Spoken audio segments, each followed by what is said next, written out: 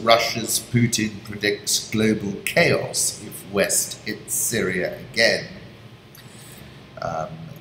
Nasrallah added, he said the US military had kept its strikes limited because it knew a wider attack would spark retaliation from Damascus and its allies and inflame the region. The American military knows well that going towards a wide confrontation and a big operation against the regime and the army and the allied forces in Syria could not end, and any such confrontation would inflame the entire region. That is Sheikh Nasrallah. Badra Kumar, who writes in Asia Times, says US versus the rest of the world, the current global crisis has reached an inflection point. The developments over Syria during the past 10 days have been breathtaking. In the eyes of some observers, the cascading tensions between the two superpowers, the US and Russia, harked back to the 1962 Cuban Missile Crisis. But that is a stretch. There is no ideological struggle today. Syria is not Cuba, nor is Russia the Soviet Union or the world bipolar. The leitmotif, if at all, lies in geopolitics. Fundamentally, the precipitate situation has a lot to do with the United States' unipolar predicament. The failure of the wars in Afghanistan and Syria underscored that the US has lost the capacity to impose its will abroad, despite being the biggest military power. The problem is more deep-rooted than the rise of Donald Trump. The American elites, with very few exceptions, are in a denial mode regarding the decline of the US influence after nearly a century of global hegemony and over the shift in global power away from the West after a history of 5 centuries of dominance. Barack Obama also faced a similar predicament in Libya and Afghanistan, in proclaiming a pivot strategy in Asia, in ramping up NATO as the vehicle for the new American Century Project, in the deployment of a US missile defense system to Central Europe, and in piloting the regime change in Ukraine in 2014, which turned the tide of the West's relations with Russia. Obama's master plan to resuscitate the Western alliance system and to re-establish the US transatlantic leadership was never in doubt. In fact, the Syrian conflict is Barack Obama's legacy. The new element that Trump has introduced is his virtual handover of the endgame to the generals. The only possible explanation for the ecstatic interest in London and Paris for the US-British-French attack on the Syrian regime is their collective frustration and anger that the entire regime change enterprise has collapsed.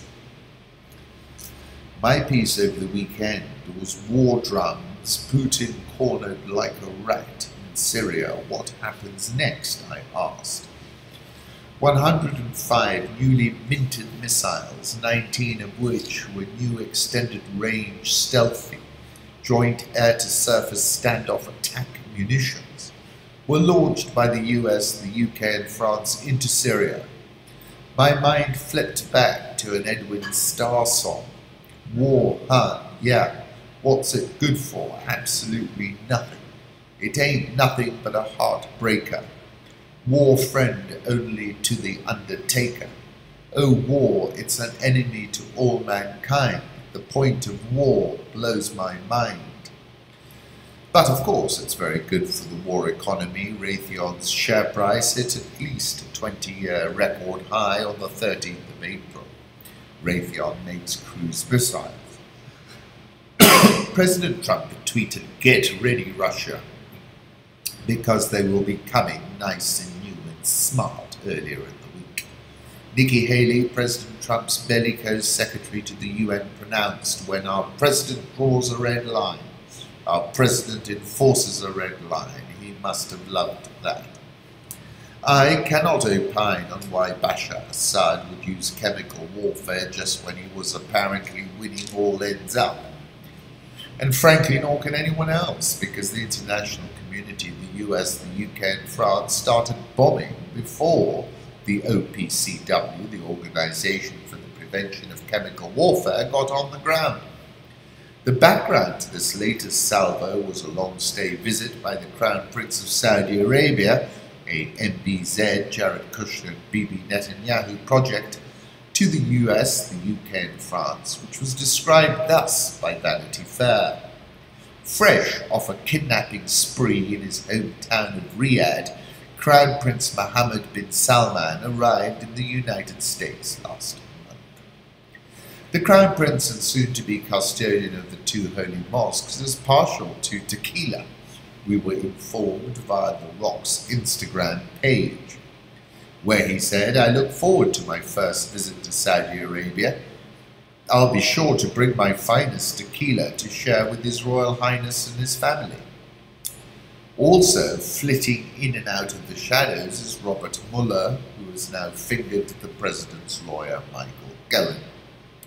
You will recall President Obama, whom I characterized as a financial and oil warfare specialist, wrestle the price of oil lower to bring pressure on the Russians and get the Kingdom of Saudi Arabia to bend to his Iranian rapprochement, has now seen his oil warfare strategy flipped under Trump.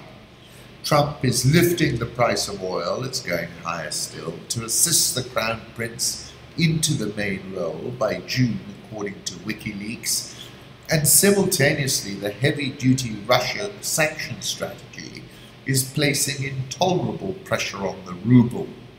The Iranian rial and the Turkish lira are also plumbing all-time lows.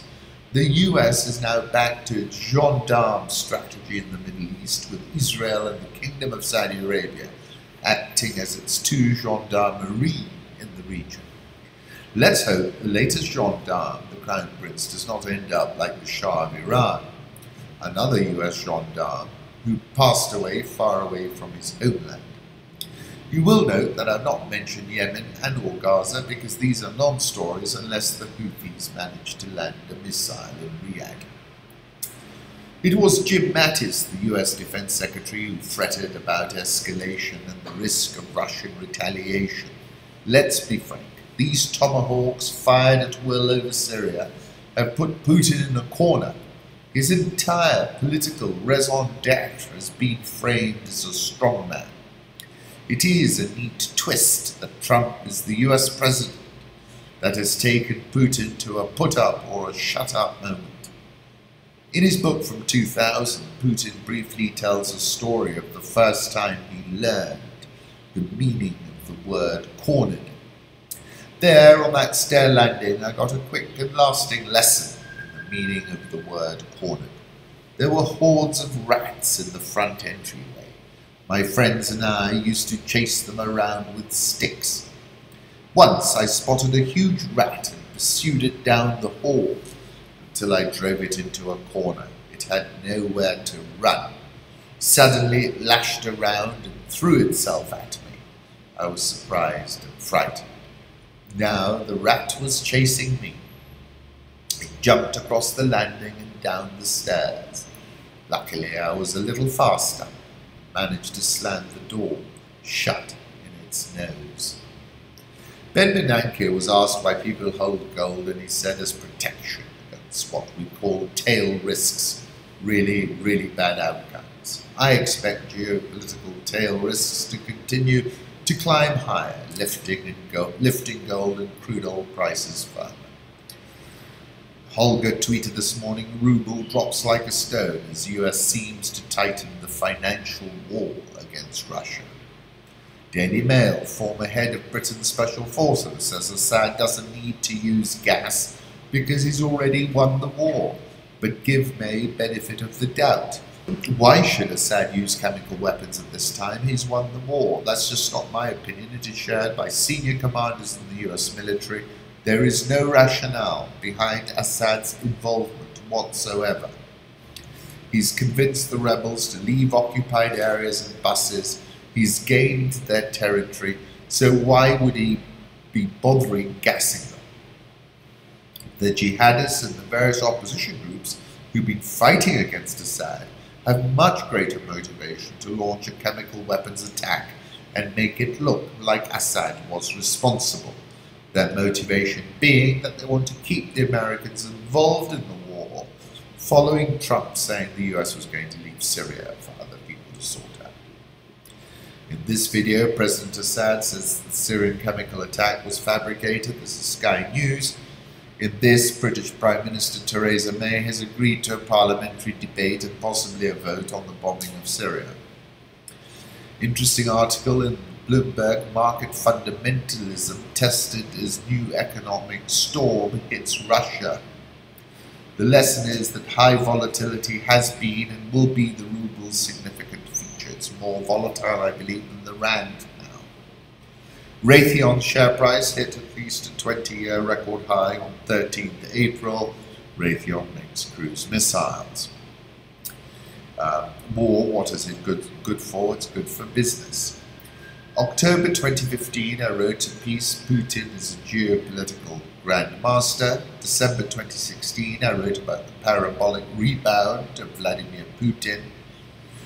These are two photographs of the 105, of two of the 105 missiles that were launched into Syria. That's from Quartz. There is a short link that the Syrian Presidency published of him coming into work the day after. Russia said at the UN that the US staged a chemical attack in Syria. Russian experts found no traces of chlorine. They're also saying the Skripals were poisoned with an incapacitating toxin, and I can't possibly pronounce the name of it.